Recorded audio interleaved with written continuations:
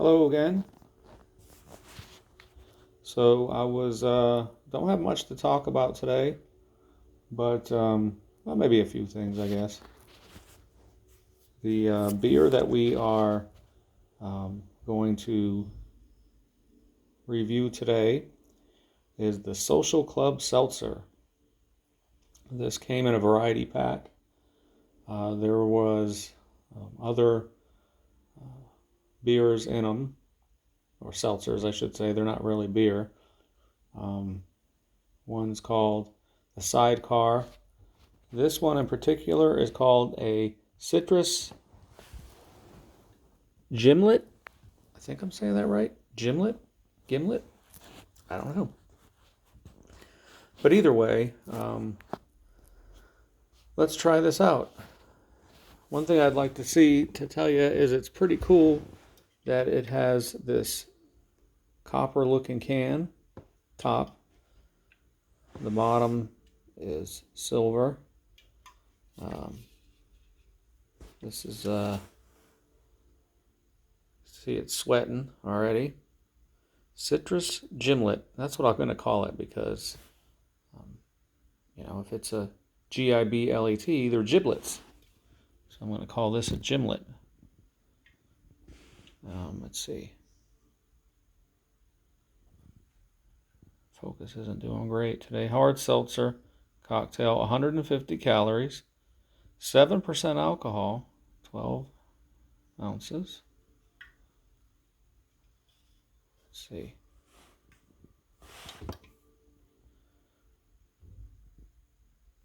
Trade up to a citrus gimlet, a perfectly balanced seltzer cocktail with bright citrus notes and a hint of juniper flavor. Juniper, if I'm not mistaken, I think those are those little bushes outside your house with the little purple bluish berries on them. Purified water, corn syrup, white grape juice concentrate, sodium citrate, malted rice. Anyway, let's give this a shot. Established 2020. Wow. So this is a brand new it's a brand new beer company, seltzer company. Okay. Sorry, the camera's shaking. I still have to invest in a camera holder. See the smoke coming off of it. Pretty neat.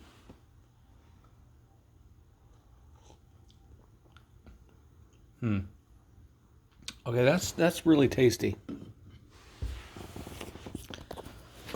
That's pretty good. The 7% alcohol. One thing I like about it is it does taste like a drink you'd get at a bar with some carbonation. It really does. It's pretty darn good. Let me try another one. Another sip here.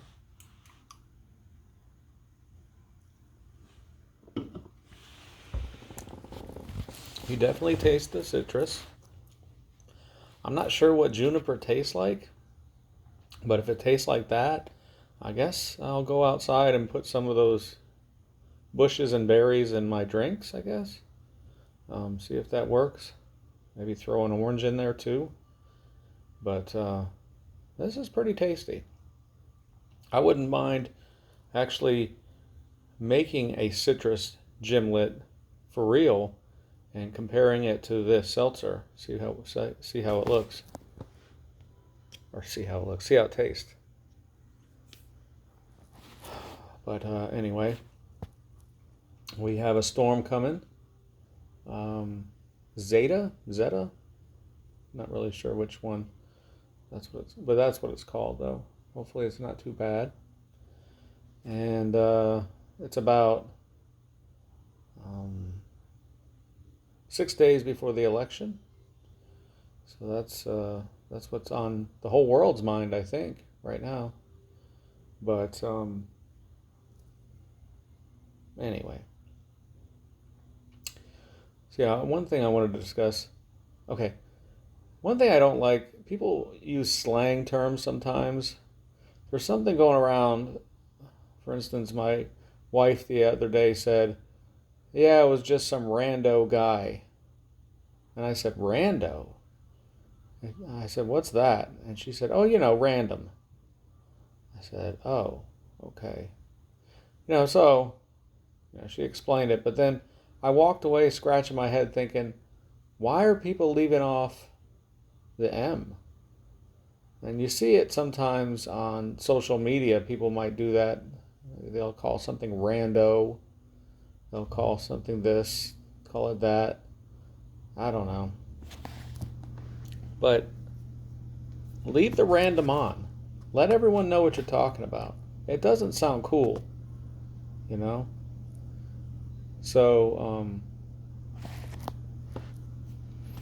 anyway, rando. That sounds like a Star Wars bounty hunter. Rando Calrissian. Anyway, so there's that. Um, what else is going on? Not much. This election is pretty much consuming, I think, a lot of people. Um, who's going to win? Who's not going to win? I really don't know. I really don't know. It's so strange. There's times where I feel like Trump will win, and and he, and then I'll go to work or I'll just see people in general, and most of them are voting for Biden, and it's tough. It's hard to say which one's going to win because there's a lot of people voting for Biden too. But I mean, truthfully, this world, people are voting. I mean, it's like what I read the other day online. Someone said that it's not a election about two people for two people and picking between two people. It's picking between um, basic, basically, basically uh, freedom and no freedom. I mean, there's more words we could say here. There's um, there's the C word or the S word on Biden's side, and there's the say patriot maybe traditional conservative values on the other side. There's big government, there's smaller government, but I mean, to be honest with you, they're probably both they're probably both bad. Um, but then again, what represents my views more is on the Trump side, and that's what we vote for, right? Who represents our views more?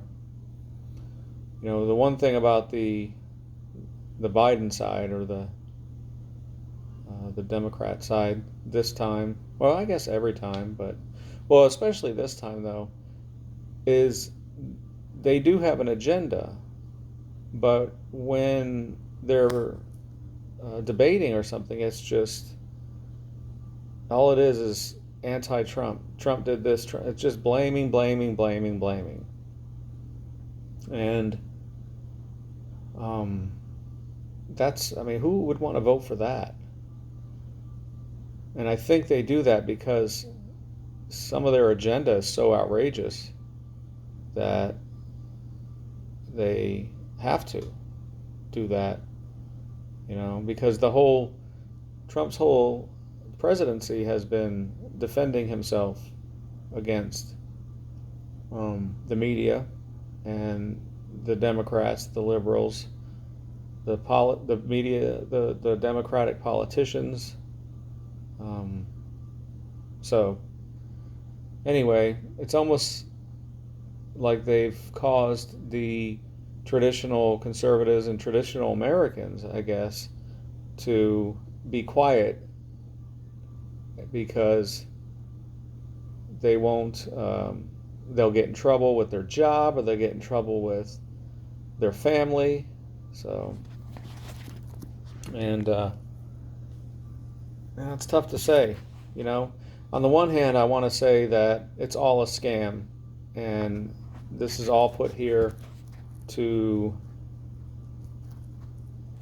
get people to fight amongst each other and to cause disruption and make the country ununited, whether it be between family members, friends, co-workers.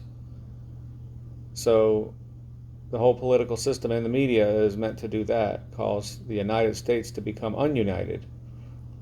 But so that's the one side. But the other side says that step back and look at it and think, yeah, of course, these guys are worlds apart, and you could blatantly tell that the one side is just pure evil, while the other side is puts America first and really has concern and a care for what happens to Americans. So anyway, I don't know. What's going to happen next Tuesday. It's really a toss-up, but I think what I have to do, and I'm trying to tell family members this too, that whatever happens, whoever wins, it's in God's design, and God wouldn't allow it if it wasn't meant to be. God allows things to happen. So, for better or for worse, whoever gets put into place, God allows to happen. So, maybe one person has to get voted in to show the rest of the country and the world, maybe, that this is bad, and this is how it gets bad, and the next election, the country will be so,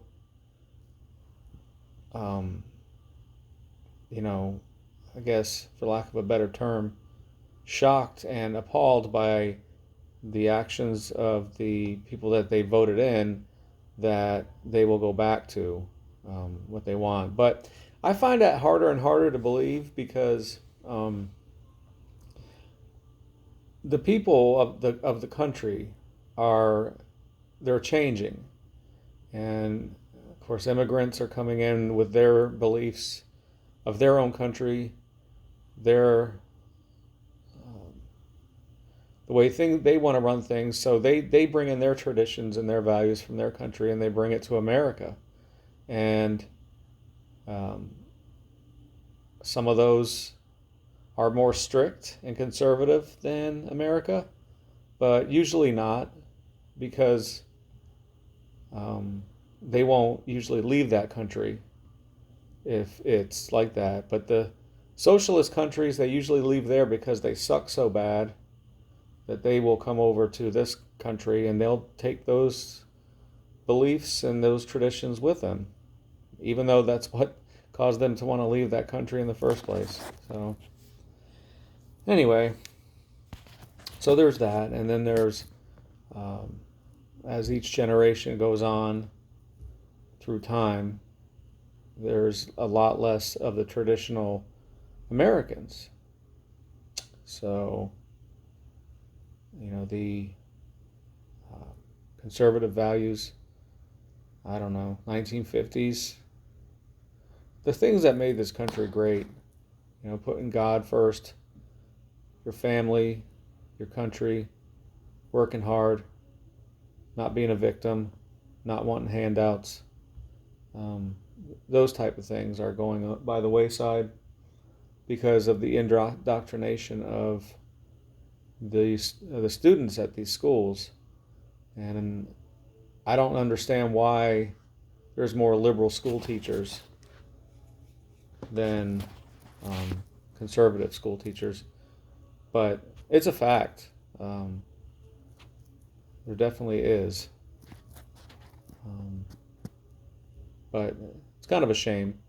And another thing too is even when there are conservative school teachers, they might be shunned upon by the higher ups, i.e., superintendents or whatever.